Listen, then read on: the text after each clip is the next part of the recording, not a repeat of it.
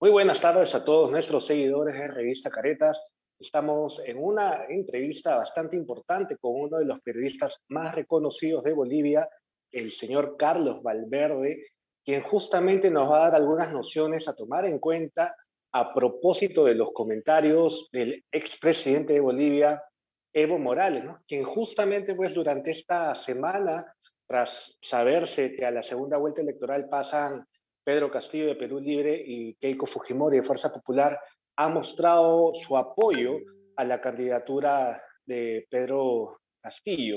Señor Carlos, muchísimas gracias por estar con nosotros. Bienvenido a Caretas. Bueno, muchísimas gracias a ustedes por acordarse de mí. Yo guardo un gran recuerdo de Caretas y sobre todo en Lima. Así que a la orden. Muchísimas gracias, señor Carlos. Y bueno, usted conoce bastante la trayectoria de Evo Morales y ha sido un crítico de su postura y del gobierno justamente de Morales desde el 2016, que ha pues desencadenado una serie de situaciones bastante críticas también en el país vecino, ¿no? Que terminó con la encarcelación de la expresidenta Yanine Áñez por el caso golpe de Estado. En ese contexto, señor Carlos, es importante para los peruanos entender cuál es la coyuntura o el contexto en el cual Evo Morales hace este pronunciamiento a favor de Pedro Castillo. ¿Cómo entender este escenario, señor Valverde? A ver, partamos del hecho de que no hubo golpe de Estado en Bolivia. Lo que hubo fue un fraude descomunal de parte de Evo Morales. Un fraude que curiosamente está en la fiscalía, todas las pruebas, absolutamente todo, y que el fiscal general del Estado no ha hecho nada. Resulta que el 1 de abril del 2019 Evo Morales convoca a elecciones, tenía todo listo para que haya elección, pese a que su candidatura había sido ilegal, porque él había logrado que el Tribunal Constitucional le reconozca una situación de derecho humano, su cuarta elección, y la Constitución no le permitía. Pero fíjese usted, el 12 de agosto del año 2019, el 12 de agosto del año 2019, este es el documento, y el documento, que es un informe investigativo policial de caso Tribunal Supremo, ahí está. El día 12 de agosto comienzan a llegar especialistas en informática y en manejo de sistemas electorales desde México para armar el fraude electoral en Bolivia en caso de que a Evo Morales no le vaya bien en las elecciones. 12 de agosto, las elecciones fueron en octubre, pero ya el 12 de agosto tenían absolutamente, en este informe policial, curiosamente, nadie lo toca, solo yo.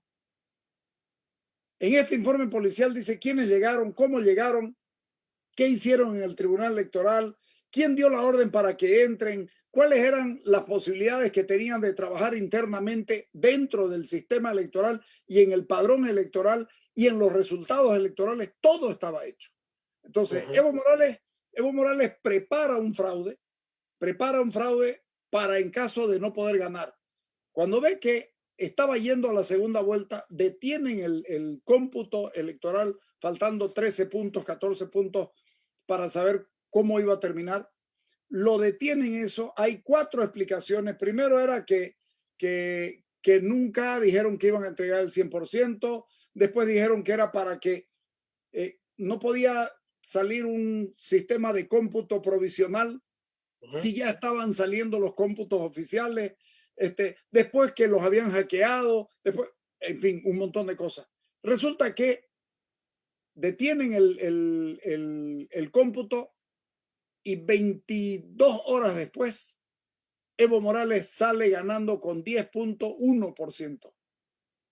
Cuando usted, en Bolivia, cuando usted llega al 10% de diferencia, si no llegó al 50, pero superó el 40, ya es presidente.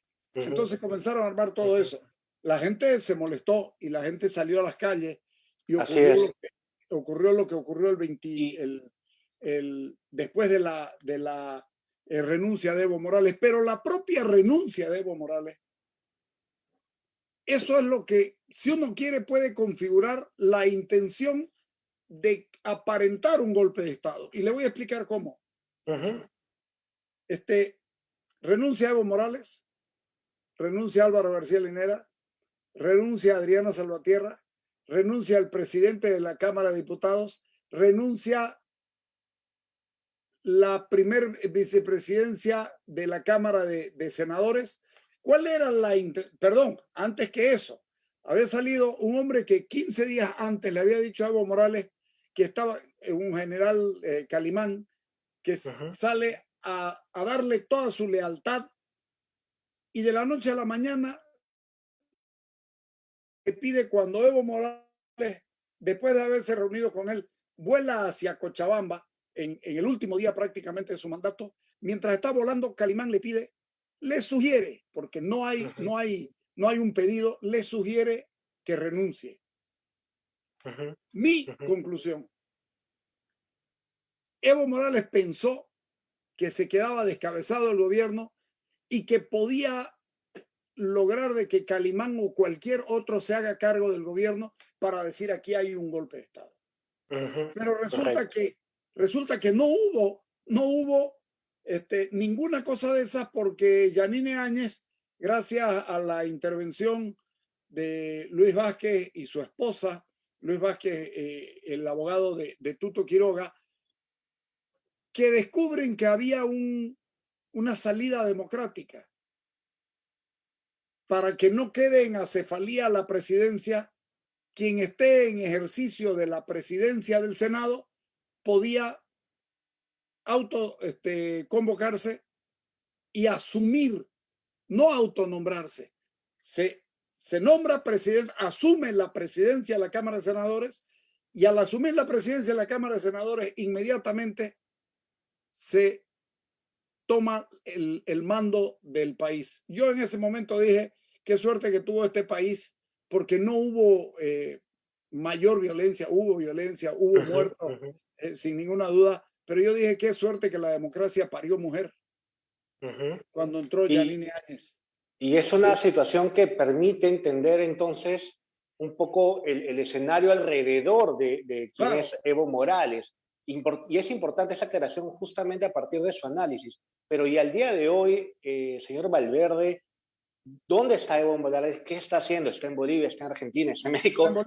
¿Cómo se está moviendo pues, en la región también? Porque este apoyo vía redes sociales es un gesto político muy importante, sobre todo en la segunda vuelta electoral peruana. Sí, pero a ver, van a la elección en Bolivia y Evo Morales vuelve después de que el presidente Arce es posesionado, al día siguiente. Y resulta que se dedica a organizar las elecciones municipales y departamentales para elegir gobernador y para elegir alcaldes. Y lo hace muy mal. Pierde, él tenía un poder muy grande en los departamentos. Pierde 6 departamentos y solamente gana en 3. Y después de eso, prácticamente pierde, salvo en 2, pierde de las 10 alcaldías más importantes del país, pierde 8. Y entonces ha venido teniendo un muy mal desempeño político, es cuestionado al interior de su partido.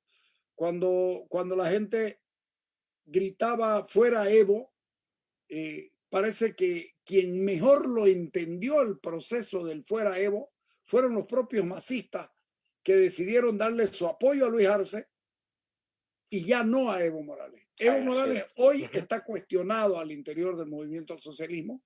No es una persona muy querida. Tiene a tal punto que ha pedido una purga interna. Me hizo recuerdo a Stalin, ¿no? Stalin era el que pedía las famosas purgas en la Unión Soviética. Así es.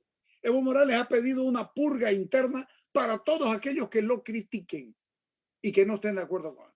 Quiere sacarlos a todos. Entonces, Evo Morales no tiene un buen momento en el partido, pero tiene todavía una fuerza considerable, porque maneja los cocaleros. Y la coca, como les expliqué en algún momento a ustedes allá, la coca es un elemento político definidor en Bolivia, sin ninguna Así duda. es. El presidente de la Cámara de Senadores es cocalero y es el tercer hombre en importancia del país en este momento. Y entonces Evo Morales tiene una fuerza muy grande en el MAS, pero ya no es la palabra, la única palabra en el movimiento al socialismo. Ya hay cuestionamientos internos. Se les ha pedido que su gente no la puede ubicar, a la gente de primer nivel que él tenía, ya no puede ubicarlo a ninguno en ningún lado, salvo a Pari, que lo puso en algún organismo internacional, y a Sacha Llorenti. Después de eso no ha podido ubicar a... ¿Sí? Y entonces, bueno, evidentemente esa descripción de la coyuntura boliviana también permite pues justamente entender la figura un poco debilitada, aunque insistente, de Evo Morales. Y sobre todo en Perú, bueno, en Perú se ha dado unas elecciones que en una primera vuelta tuvieron figuras como Verónica Mendoza, que incluso tuvo una reunión virtual con Evo Sí, Morales, sí. donde abordaron distintos puntos y que la verdad no levantó mayor interés dentro de la población peruana respecto a las elecciones. Pero ahora, en esa segunda vuelta entre Pedro Castillo y Keiko Fujimori, sí ha tomado un protagonismo importante, y cito el tuit del expresidente Morales, ¿no? Saludamos y expresamos respeto y admiración por Pedro Castillo de Perú, que tiene un programa similar al nuestro, Revolución Democrática, Cultura Pacífica, defendiendo recursos naturales e impulsando una asamblea constituyente en beneficio del pueblo para que haya justicia social. Este discurso, señor Valverde, de todas maneras le suena. ¿Qué tan importante es que los peruanos tengan en cuenta este tipo de comentarios, sobre todo en el marco electoral? A ver, convengamos primero que Evo Morales es muy ubicuo. Primero él estaba con la señora y la apoyó 100%.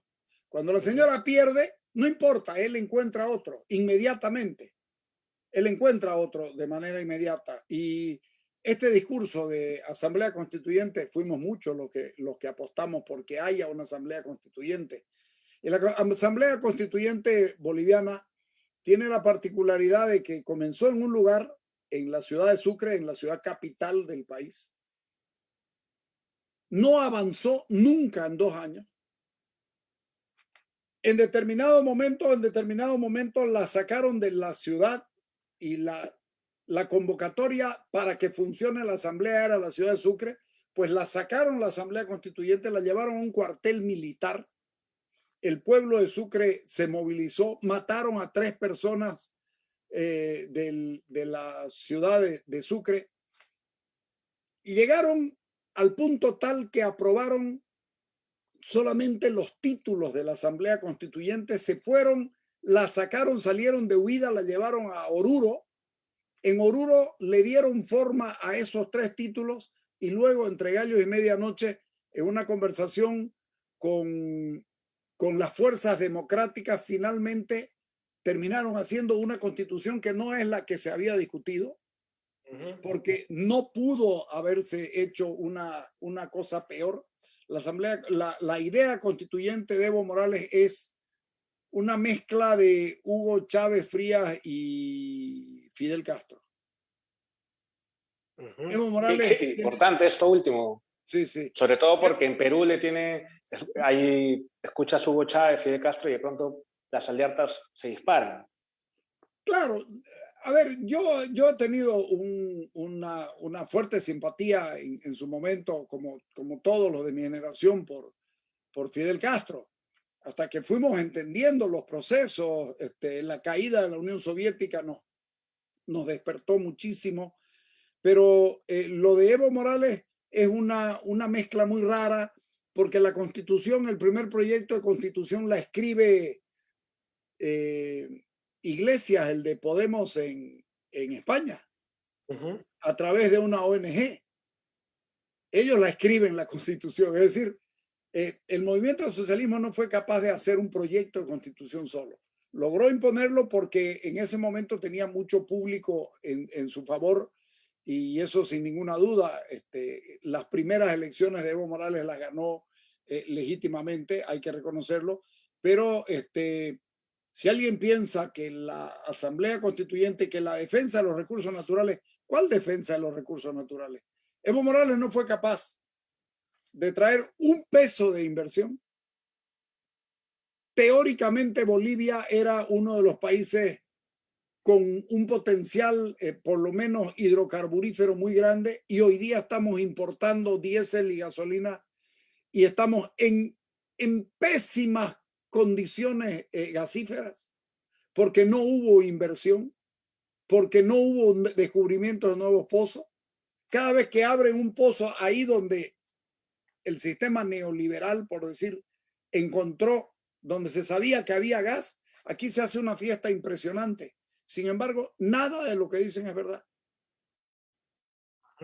Es que son detalles a tomar en cuenta. Y los recursos naturales. Y yo me pregunto cuando hablan del respeto a la naturaleza, cuando hablan de estas cosas, ¿acaso hubo respeto a los indígenas del Tipnis? El Tipnis es un territorio indígena, Parque Nacional Isiboro Secure, Tipnis, que son indígenas como decir los indígenas de Iquitos en el Perú, para que la gente se ubique, son amazónicos. Evo Morales los apaleó, los golpeó, les pegó, hizo lo que le dio la gana con ellos un 25 de septiembre del año 2009. Lo que les dio la gana con ellos. Les violó todos sus derechos. Pretendió hacer por el Parque Nacional, pretendió hacer una carretera desaconsejada por el mundo entero, no solamente por Bolivia, sino que lo grave de esto es que cada cierto tiempo avanzan un poco y están destruyendo todo lo que, todas los deseos escritos en el Twitter de Evo Morales, todos son absolutamente desmontables y lo que queda es solamente la intención de tener poder por encima de cualquier cosa. Y ahora, justamente llegando a ese punto, cuando ya usted nos explica que Evo Morales pierde pues, protagonismo y poder en Bolivia, actualmente este tipo de, digamos, de comentarios políticos que él tiene respecto al Perú y a Pedro Castillo es naturalmente busca tener influencia justamente en esas elecciones, buscando apoyo de distintos, no sé, sindicatos. ¿Lo ve así o cómo analiza la situación, señor Valverde? Cuando yo le dije, él es muy ubicuo, él dijo también hemos perdido en Ecuador. Él dijo, perdimos en Ecuador, pero podemos ganar en Perú. Acá en Bolivia dijo, perdimos en Ecuador, podemos ganar en Perú. Y el representante indígena de Ecuador le dijo, nosotros no tenemos nada que ver con ustedes. ¿Ah? No tenemos nada que ver con ustedes. Yo creo que Evo Morales está tratando precisamente de conseguir espacios donde todavía pueda pisar para dar una imagen de tener política, porque Nicolás Maduro ya no es un hombre como para ir a visitar. Díaz-Canel habrá que ver qué es lo que quiere y Ortega está cada vez peor políticamente. Entonces, le queda a Alberto Fernández, pero Alberto Fernández está en peor situación que todos nosotros. Consecuentemente, ¿qué puede hacer? Buscar una cabeza de playa, por decir así, una cabeza de playa política llegando a Lima y tratar de, si gana el candidato de la izquierda peruana, tratar de tener ahí un apoyo, una base que le permita a él seguir, por lo menos salir alguna vez del país. Creo que Evo Morales es muy ubicuo, por eso digo, si hay alguien que tiene un sentido de ubicación es Evo Morales. Es terrible. Perfecto. Señor Valverde, muchísimas gracias por estar con nosotros en esta entrevista que en realidad es bastante útil para poder entender un poco del discurso de Evo Morales y la importancia que toma justamente a propósito de apoyar a Pedro Castillo dentro de estas elecciones y una segunda vuelta sumamente complicada y que es deber de todos los peruanos justamente tener que leer y plantear bien los planes de gobiernos para poder tener un voto consciente. Señor Valverde, ¿considera que hay algún comentario o algún análisis que considere importante en esta entrevista para finalizar. Yo soy muy seguidor de lo que hace Mario Vargas Llosa en cuanto a su literatura y a su opinión. Y el otro día escuché cuando él decía, bueno, hay que elegir al mal menor. Yo no le voy a decir a los peruanos cómo votar, lo que yo les voy a decir es que espero que voten bien en esta situación, porque no hace 15 años, 10 años, Perú era un ejemplo de crecimiento, de orden y de institucionalidad democrática. Y hoy está peor que nosotros, tantos presidentes en tan poco tiempo, pero con una ventaja: nunca se rompió el orden constitucional. Entonces eso habla bien de ustedes, eso habla bien de los peruanos. Y yo que he vivido en Lima, que pasé mi primer exilio político, lo pasé en Lima a mis 18 años. Tengo mucho cariño por ustedes y espero que de verdad elijan bien. Tendría que pasar algo muy lapidario como para que ustedes tengan un gobierno parecido al de Evo Morales. Y esperemos no lleguemos a ninguno de los puntos críticos. Señor Valverde, muchísimas gracias. Gracias también por los consejos y por entender un poco estos comentarios importantes, que a veces es importante conseguir a una persona que esté fuera para que pueda darnos a entender un poco más de lo que pasa adentro, ¿no? Eso es importante. Bueno. En todo caso, muchísimas gracias, señor Carlos Valverde. En todo caso, hoy les recordamos que Caretas ha salido con un titular de populista o caviar, y la manera en cómo tanto Pedro Castillo como Keiko Fujimori tienen que comenzar a moderar sus discursos para justamente llegar a este voto dudoso y este voto en blanco que aún es de alto margen. Señor Carlos, muchísimas gracias. Esto ha sido Caretas una vez más. Hasta luego. Chao, gracias. Hasta luego.